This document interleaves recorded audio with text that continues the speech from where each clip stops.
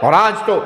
لچھے دار تقریریں کرنے کے لیے، اپنی تقریروں میں مزہ پیدا کرنے کے لیے من گھڑت جھوٹی روایتوں کے انبار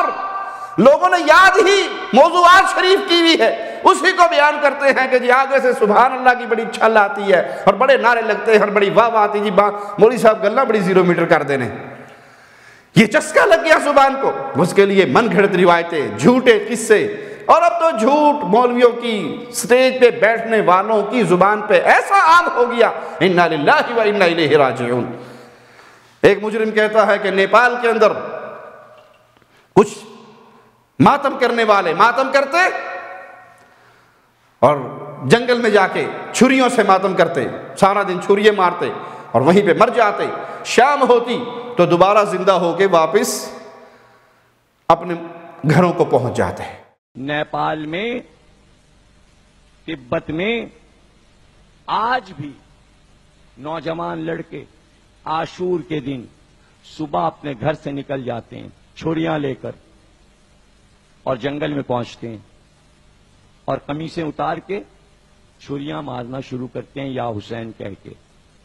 نیپالی بودھ مذہب رکھنے والے یا حسین کہہ کے، اور اس کے بعد وہ مر جاتے ہیں، چھری مار لیتے ہیں اور مر جاتے ہیں، ان کی موت واقع ہو جاتی ہے کئی سو نوجوانوں کی،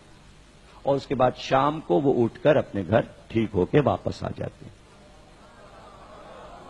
جس کا دل چاہے جا کے دیکھے کہ کیسے مرتے ہیں اور کیسے جیتے ہیں، مرتے بھی دیکھا گیا ہے انہیں اور زندہ ہوتے بھی دیکھا گیا ہے، اور پوچھا بھی گیا کہ بھائی جب مر جاتے ہو تو زندہ کیسے ہوتے ہو؟ تو وہ کہتے ہیں شام کو کوئی آتا ہے اور اپنے پیر سے ہمارے زخموں پر مس کرتا جاتا ہے، اٹھو گھر جاؤ، اٹھو گھر جاؤ۔ ہم پوچھتے ہیں کون؟ تو آواز آتی ہے عباس۔ ڈرامہ بازی، جھوٹ کی انتہا۔ آپ ایسی بات کرو جو کوئی عقل بھی تسلیم کرے، نہ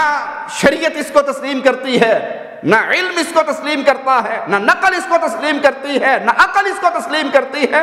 ایسے جیسے شراب پی ہوئی ہے اور ٹن ہوئے ہوئے ہیں اور شراب پی کے نشے میں آ کے اسٹیج پہ بیٹھ جاتے ہیں اور جو جی میں آتا ہے لمبے سے لمبا جھوٹ چھوڑ دیتے ہیں، جیسے سننے والے سارے کے سارے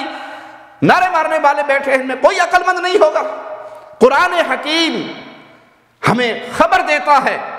کہ اللہ کے ایک ولی مواحد کو قتل کر دیا کفار نے، جو نبیوں کی مدد کے لیے آیا تھا۔ اللہ نے اس شہید ہونے والے کو جنت دے دی، اور اس نے آواز کیا لگائی؟ قال یا لیت قومی یعلمون بما غفر لی ربی،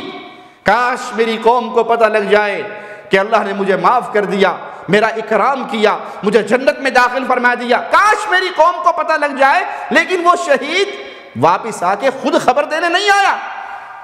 کہ وہ شہید ہو گیا اور رات کو اپنی بیوی کو آ کے بتا دے کہ میں شہید ہو گیا تھا اور جنت میں گیا اور مجھے یہ کچھ ہوا۔ خالق و مالک نے اس کے جملے ہم تک پہنچائے، وہ اس دنیا میں آ کے یہ خبر نہیں دیتا۔